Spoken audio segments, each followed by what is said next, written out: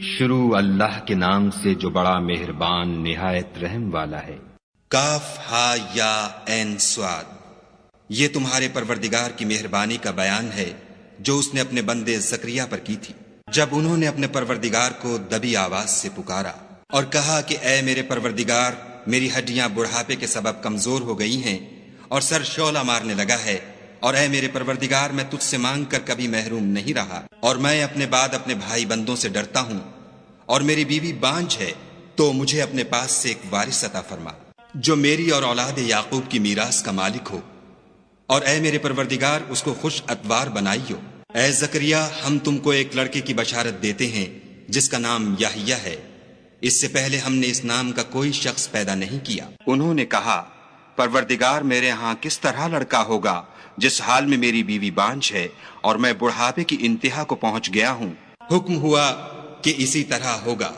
تمہارے پروردگار نے فرمایا ہے کہ مجھے یہ آسان ہے، اور میں پہلے تم کو بھی تو پیدا کر چکا ہوں اور تم کچھ چیز نہ تھے۔ کہا کہ پروردگار میرے لیے کوئی نشانی مقرر فرما۔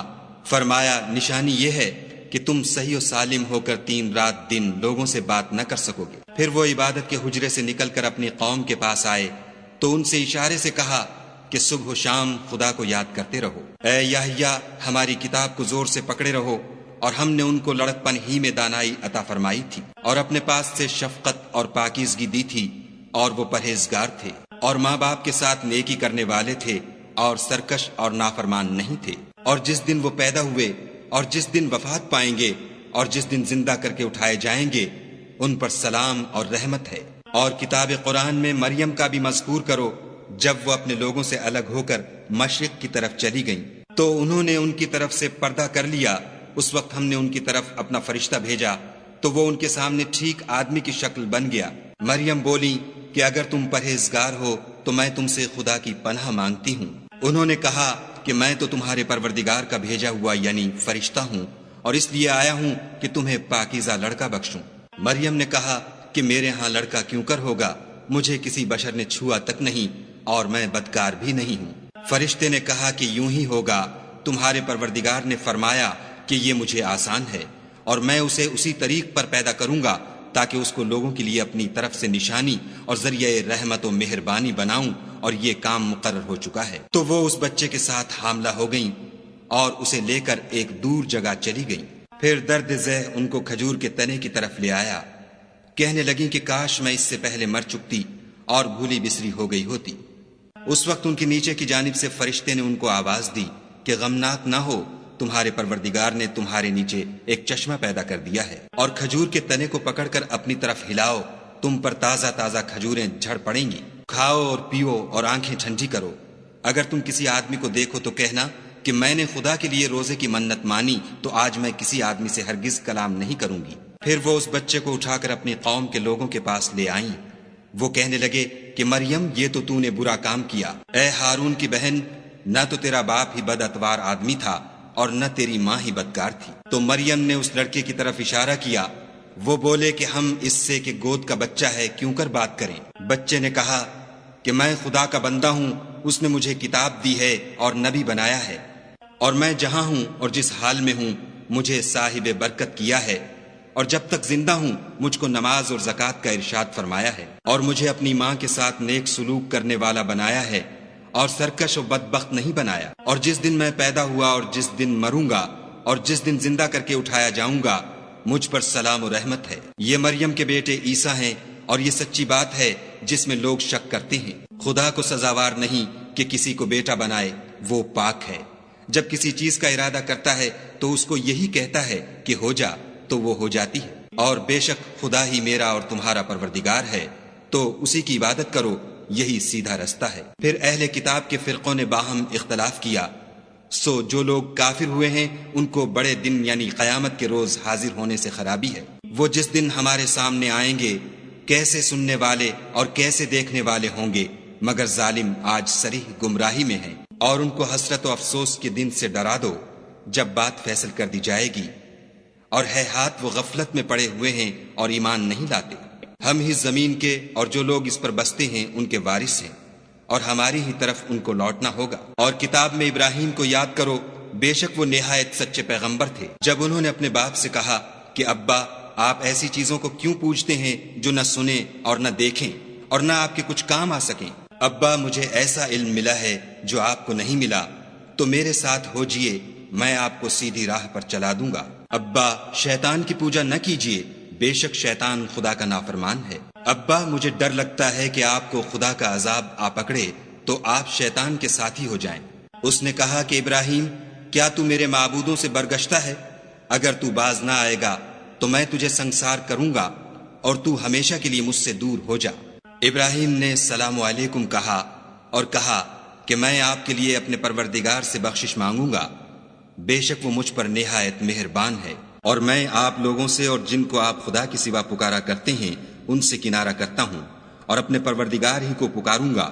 امید ہے کہ میں اپنے پروردگار کو پکار کر محروم نہیں رہوں گا۔ اور جب ابراہیم ان لوگوں سے اور جن کی وہ خدا کے سوا پرستش کرتے تھے الگ ہو گئے تو ہم نے ان کو اسحاق اور اسحاق کو یعقوب بخشے اور سب کو پیغمبر بنایا، اور ان کو اپنی رحمت سے بہت سی چیزیں عنایت کی اور ان کا ذکر جمیل بلند کیا۔ اور کتاب میں موسیٰ کا بھی ذکر کرو، بے شک وہ ہمارے برگزیدہ اور پیغمبر مرسل تھے، اور ہم نے ان کو طور کی داہنی طرف پکارا اور باتیں کرنے کے لیے نزدیک بلایا، اور اپنی مہربانی سے ان کو ان کا بھائی ہارون پیغمبر عطا کیا۔ اور کتاب میں اسماعیل کا بھی ذکر کرو، وہ وعدے کے سچے اور ہمارے بھیجے ہوئے نبی تھے، اور اپنے گھر والوں کو نماز اور زکوٰۃ کا حکم کرتے تھے، اور اپنے پروردگار کے ہاں پسندیدہ اور برگزیدہ تھے۔ اور کتاب میں ادریس کا بھی ذکر کرو، وہ بھی نہایت سچے نبی تھے، اور ہم نے ان کو اونچی جگہ اٹھا لیا تھا۔ یہ وہ لوگ ہیں جن پر خدا نے اپنے پیغمبروں میں سے فضل کیا، یعنی اولاد آدم میں سے، اور ان لوگوں میں سے جن کو ہم نے نوح کے ساتھ کشتی میں سوار کیا، اور ابراہیم اور یعقوب کی اولاد میں سے،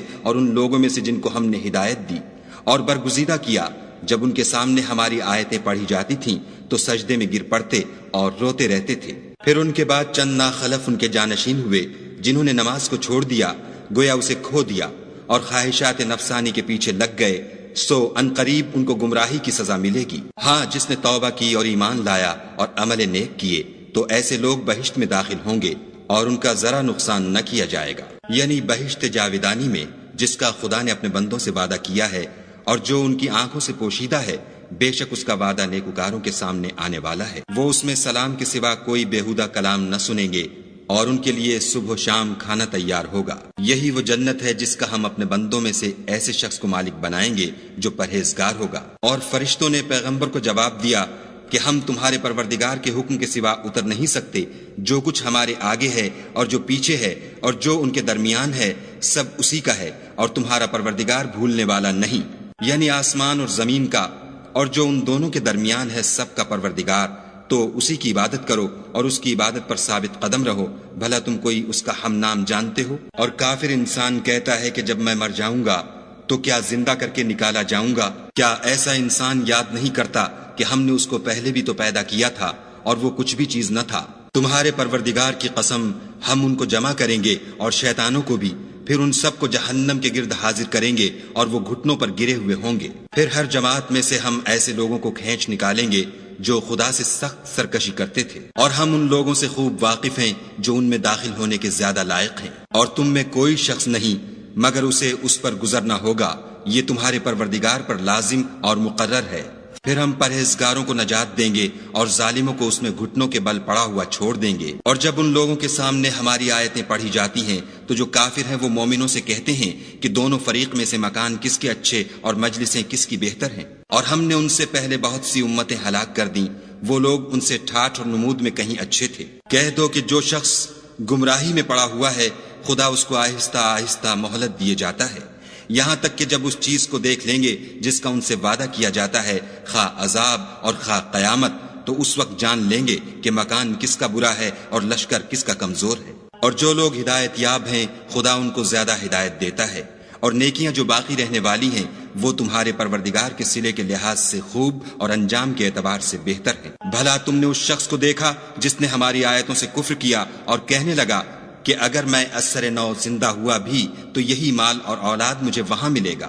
کیا اس نے غیب کی خبر پالی ہے یا خدا کے یہاں سے عہد لے لیا ہے؟ ہرگز نہیں، یہ جو کچھ کہتا ہے ہم اس کو لکھتے جاتے اور آہستہ آہستہ عذاب بڑھاتے جاتے ہیں۔ اور جو چیزیں یہ بتاتا ہے ان کے ہم وارث ہوں گے، اور یہ اکیلا ہمارے سامنے آئے گا۔ اور ان لوگوں نے خدا کے سوا اور معبود بنا لیے ہیں تاکہ وہ ان کے لیے موجب عزت و مدد ہوں۔ ہرگز نہیں، وہ معبودان باطل ان کی پرستش سے انکار کریں گے اور ان کے دشمن و مخالف ہوں گے۔